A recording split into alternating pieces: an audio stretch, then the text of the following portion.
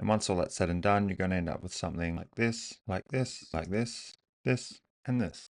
First, I'll show you how to train a LoRA. Now to train this LoRA, we're going to be using the following. We're going to be setting up a pod within RunPod. You'll just create an account, add credits, and this essentially just allows you to hire their GPUs, hire their hardware, and do all this over the cloud. So that way you aren't bound by the specs of your computer, but you can just do this from anywhere. Combination with our 26 training images that we compiled on the last video solely using Google Gemini. Now we'll begin by setting up the pod in the following manner. You're going to click on pods, scroll down, select the GPU. For this, we're going to select the H100 SXM.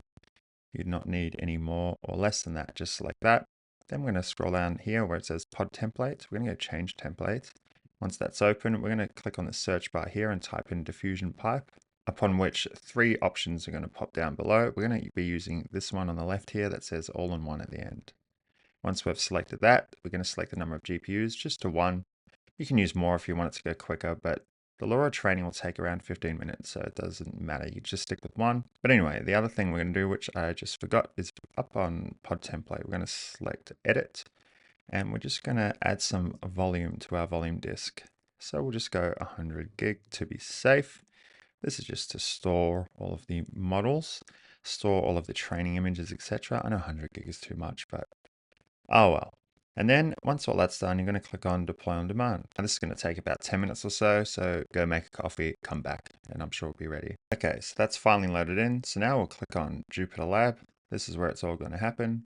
We're going to be running all of this within terminal inside Jupyter Lab via commands. So the very first thing we're going to do is we're going to upload our training image dataset to this folder here on the left, titled image dataset here. Once inside, we're going to upload all the images just via the upload button.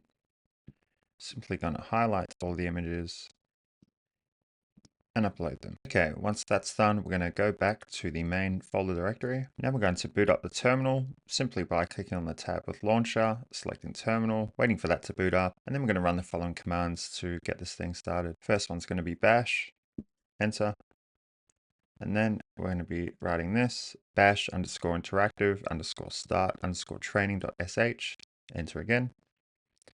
And then it's literally just going to prompt us and run us through the whole process. So the model we're going to want to use is SDXL, Stable Diffusion. We'll go to enter. Then it will ask, do we want to caption the images? And yes, we'll say 1 images only, enter. The trigger word we're going to be using for the image captions is the identity token. So you want this to be 1 word. This will be the name of the model. Now I see a lot of people using 2 words. Say it might be Mandy Jane with 2 words.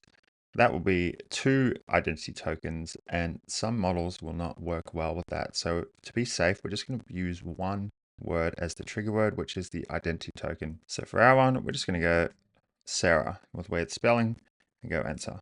Now what this is going to do is caption all of the images inside the training dataset folder in a way that can be read the best by the LoRA model when you go to generate content with it.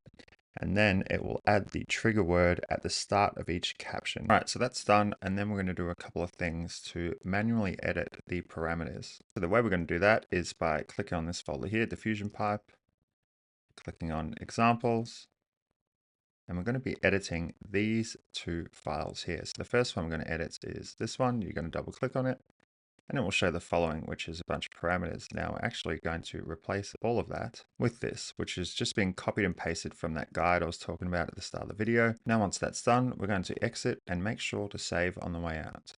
Then we'll open up the dataset toml, highlight everything, and replace this with the following. Once the following has been put in there, minus this part, which has just been directly copied and pasted from the guide, we will exit this and also make sure to save on the way out. Now we can continue to begin the training. Have you finished configuring the settings?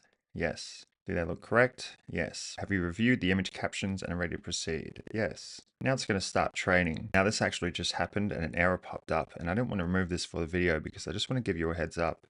If you go to begin the LoRA model training and you see it pause followed by an error, it is often due to some little character being accidentally added or subtracted from one of these 2 TOML files. To patch this up, you'll simply open the TOML file that gets referenced, and it will normally tell you exactly where the problem is. So you'll open the relevant file, remove or add the character that's needed, and then you'll actually just restart this process again just by entering the following commands that we wrote at the start. All right, so after some time, I've traced it back to this simple error of having this being wrapped over to a second line when it should be pasted right next to the checkpoint path equals sign. Now this is likely being caused from directly copying and pasting from the guide as is. So if you come across any errors, just note that it's going to be something very simple like this, and to simply go over it and make sure that everything is in the right line and not wrapped over to two spaces, because that one simple error can just hold up the whole thing, as you can see. All right, now we can get back to it. We'll just restart. I won't make you go through that. So we'll just resume from where we left off. All right, so training is finished. We're going to go ahead and save each of the LoRA models. There will be one LoRA model saved for each epoch that was factored into the parameters, which will be 5. So there'll be 5 different epochs, which we'll find in the output folder. SDXL LoRA, the dates. So here's the 5 different epochs here. Now, I've said in a different video before, what tends to happen with these epochs is that the lower ones tend to underfit the model and the higher ones tend to overfit. So the sweet spot is usually about 3 or 4, but just in case, you're going to download each one to your computer simply by opening it, right-clicking on it, and then downloading.